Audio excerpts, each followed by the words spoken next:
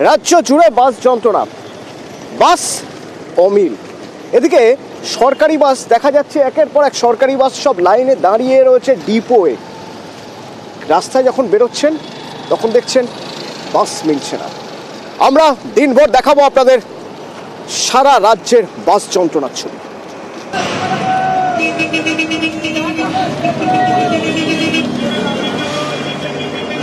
Transport department silent department হয়ে গেছে।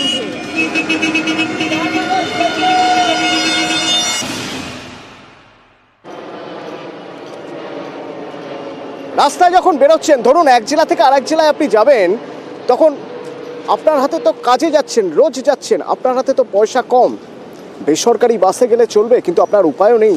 চাকরি বাঁচাতে গেলে, জরুরি কাজ করতে গেলে আপনাকে বেসরকারি বাসে যেতে হবে। তার কারণ সরকারি বাস হাতে গোনা কয়েকটা সরকারি বাস। দূরপাল্লার বাস প্রায় নেই বললেই চলে। আমরা বিভিন্ন জায়গায় ছবি দেখানোর আগে আপনাদের একবার দেখিয়ে রাখতে চাইবো, ঠিক দুদিন আগে এই বাস মিলছে না তা নিয়ে মুখ্যমন্ত্রী মমতা বন্দ্যোপাধ্যায় কি বলেছিলেন। যখন প্রশাসনিক বৈঠক হচ্ছে তখন রীতিমতো ক্ষোভ প্রকাশ করেন। পরিবহন মন্ত্রীকে বলেন যে আপনি রাস্তায় দাঁড়ান, বিভিন্ন জায়গায় দাঁড়িয়ে দেখুন কি অবস্থা। শুনুন। ট্রান্সপোর্ট ডিপার্টমেন্ট সাইলেন্ট ডিপার্টমেন্ট হয়ে গেছে। অনেক লোক রাস্তায় দাঁড়িয়ে থাকে। কখনো কি সার্ভে করে দেখেছেন কোথায় কোথায় বেশি লোক দাঁড়িয়ে থাকে অফিস ছুটির পর? বাসের ফ্রিকোয়েন্সি বাড়লে তারা যাতায়াত করতে পারে। আমার চোখেতে প্রায় পড়ে। মিনিস্টার নিজে কখনো ভিজিট করেছেন? সারপ্রাইজ। তুমি একটা ট্রান্সপোর্ট মিনিস্টার, তোমাকে মাথায় রাখতে হবে কিছু কথার কোনো উত্তর নেই। রাজ্যের বিভিন্ন জায়গা ছবি এক নজরে একটু আপনাদের দেখিয়ে রাখি। অফিস টাইমে কি অবস্থা হয়। মুর্শিদাবাদের কান্দি, বাঁকুড়া মুকুটমণিপুর, ওদিকে গড়বেতা, পশ্চিম মেদিনীপুরের গড়বেতার ওদিকে শিলিগুড়ি। ঠিক কি অবস্থা হয় ছবি দেখে যদি আপনার পক্ষে পুরোটা আঁচ করা সম্ভব না হয়, তাহলে সেখানে আমার যে সহকর্মী রয়েছেন তার সঙ্গে কথা বলে আপনাদের আঁচ করানোর চেষ্টা করব, বোঝানোর চেষ্টা করব বাস যন্ত্রণা কতটা। আমার সঙ্গে রয়েছেন কান্দি থেকে প্রণব, রয়েছেন পার্থ শিলিগুড়ি থেকে, আমার সঙ্গে গড়বেতা থেকে রয়েছেন শোভন এবং প্রিয়ব্রত রয়েছেন বাঁকুড়া মুকুটমণিপুর থেকে। আমি প্রিয়ব্রতের সঙ্গে প্রথমে একবার কথা বলে জানতে চাইব, প্রিয়ব্রত, যে ছবি আমরা দেখছি তাতে বুঝতে পারছি যে বাস পেতে গেলে কতটা নাকাল হতে হয়। একটু তোমার মুখ থেকে শুনতে চাইব কি অবস্থা।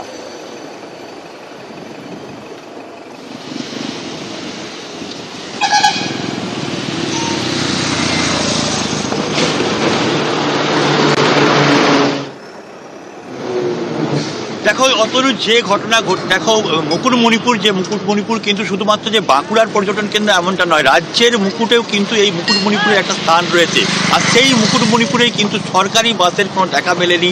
যে সরকারি বাসের জন্য হাউতাস করছে পর্যটক থেকে স্থানীয় মানুষজন। কেননা এই যে পর্যটকরা আসেন দূর দূরান্ত থেকে, এবং শুধুমাত্র যে রাজ্যের মানুষ আসেন এমনটা নয়, মুকুটমণিপুরে জেলার বাইরের মানুষ, রাজ্যের বাইরের মানুষ তারাও কিন্তু আসেন, এবং সেই ক্ষেত্রে একটা সরকারি বাস তার কিন্তু একটা বিরাট চাহিদা রয়েছে। কিন্তু মুষ্টিমেয় কিছু বেসরকারি বাস রয়েছে, মূলত একটা প্রতীক্ষালয় রয়েছে ঠিকই, কিন্তু সেখানে কোনো ওঠানামা করে না যাত্রী, কারণ এখানে কোনো বাসই পাওয়া যায় না।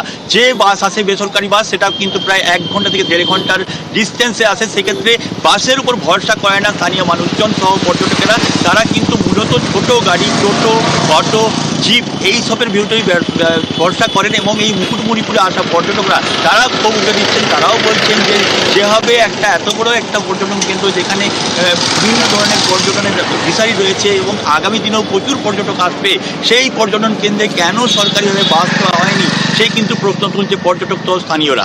অতনু, এবার একবার কান্দির ছবি দেখাবো। মুর্শিদাবাদের কান্দি থেকে প্রণব রয়েছেন আমার সঙ্গে। প্রণব, কি অবস্থা, বাস্তব ছবিটা একটু জানতে চাইবো, দেখতে চাইবো তোমার মাধ্যমে।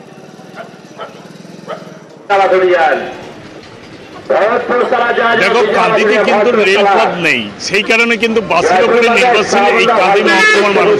কান্দি শুধু নয়, কান্দির সঙ্গে তোমার ভরতপুর আছে, সারা আছে, এদিকে বড়োয়াই এবং ঝাড়গ্রাম। এই যে 5টা ব্লক, এই 5টা ব্লকেরই মূল শহর হচ্ছে কান্দি শহর। তার ফলে কিন্তু এই জায়গাকার যে সমস্ত বাস রয়েছে সেটা কিন্তু পুরোপুরি বেসরকারি বাসের উপরে নির্ভরশীল কয়েক লক্ষ মানুষ, এবং প্রতিদিন কয়েক হাজার মানুষ এই কান্দি বাস স্ট্যান্ড থেকে বিভিন্ন জায়গায় যায়। কেবলমাত্র সরকারি বাস বলতে দুটো রয়েছে, যেটা কান্দি শহর থেকে কলকাতা যাতায়াতে। তাছাড়া কিন্তু যদি আসানসোল, দুর্গাপুর বা বর্ধমান বা বাঁকুড়া যেতে হয়, যেখানেই যাক না কেন রাজ্যের বিভিন্ন প্রান্তে, তাদেরকে কিন্তু সরকারি বাসের জন্য অপেক্ষা করতে হয়। হয় বহরমপুর থেকে আসে সেই সমস্ত বাস, কিংবা তোমার ট্রেন ধরতে হয়, সেটাও বহরমপুর থেকে, নাহলে সালার থেকে। এবং এই বেসরকারি বাসের ওপরেই বেশিরভাগ মানুষকে যেহেতু নির্ভরশীল, সেই কারণে বেসরকারি বাসও কিন্তু সেইভাবে পাওয়া যায় না, এবং ঘন্টার পর ঘন্টা কিন্তু এই কাদের মানুষকে এই বেসরকারি বাসের জন্য অপেক্ষা করতে হয়। এবং শুধু তাই নয়, যে সমস্ত বেসরকারি যারা রোজ এই যান যন্ত্রণায় ভুগছেন তাদের কথা একবার শোনা যাক। সরকারি বাস হলে কি সুবিধা হতো? সরকারি বাস হলে আমাদের খুবই সুবিধা। কি সুবিধা হতো বলুন? আমরা তাড়াতাড়ি যেতে পারবো। সরকারি বাসে একটা কমফোর্টেবল জার্নি আছে, তারপরে ভাড়া রেটটা একটা সঠিক আছে। সরকারি বাস নেই, বাসের পরিষেবা ঠিকঠাক আসছে না, মানে বাস, লোকাল বাস দেরি করে, যদি বাস স্ট্যান্ড থেকে বেরিয়ে যায় একটু গিয়ে আবার দাঁড়ায়। উত্তরবঙ্গে ঘুরতে গেলেও আবার কাজের সূত্রে তো বটেই, কাজের সূত্রে যারা যান নিয়মিত দূরপাল্লার বাসে শিলিগুড়ি যাওয়া আসা করতে হয়। কি অবস্থা শিলিগুড়ির? পার্থপ্রতিম রয়েছেন আমার সঙ্গে, বলতে পারবেন। পার্থপ্রতিম, দূরপাল্লার বাস মিলছে? সরকারি বাসের কি অবস্থা?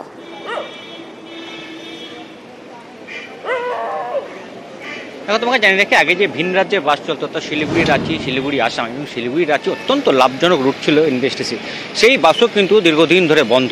নতুন করে সেই বাস চালানোর একটা দাবি কিন্তু উঠছে, এবং পাশাপাশি শিলিগুড়ি আসাম সেই রুটও কিন্তু বন্ধ করে দিয়েছে।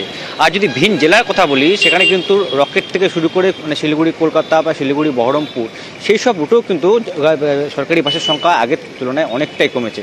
ঠিক তেমনি এসি বাস আগে যেটা পরিষেবা চালু ছিল শিলিগুড়ি কোচবিহার এবং শিলিগুড়ি আলিপুরদুয়ারের মধ্যে, সেই বাসও বন্ধ।